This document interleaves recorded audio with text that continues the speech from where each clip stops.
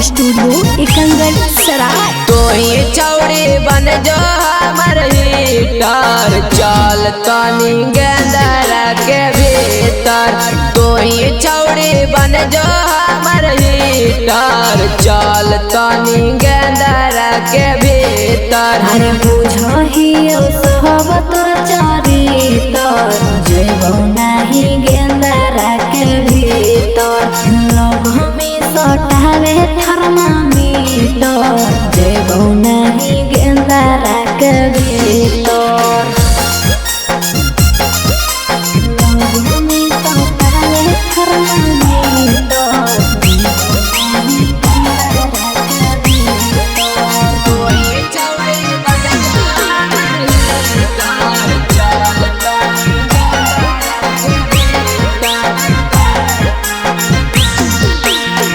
जोर सुत जैती देह गरमाई देना के छौड़ी मोर ठंडा भगाई। हेले कैसन होवा कैले का के जतिया सब बुझहियो तोर मनवा के बतिया।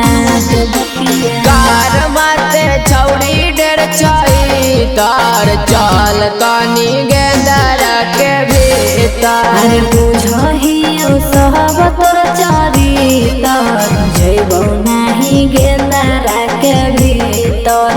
अब हमें सटावे थर्मामीटर जेबो नाही गेंदरा के भीतर।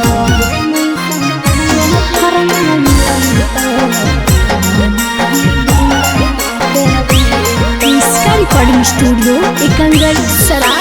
राज सूर्या के देह का देन हिट गे चल छौड़ी गेंदरा पर हो जाई हाँ चित गे। चल छौड़ी गेंदरा पर हो जाई हाँ चित गे।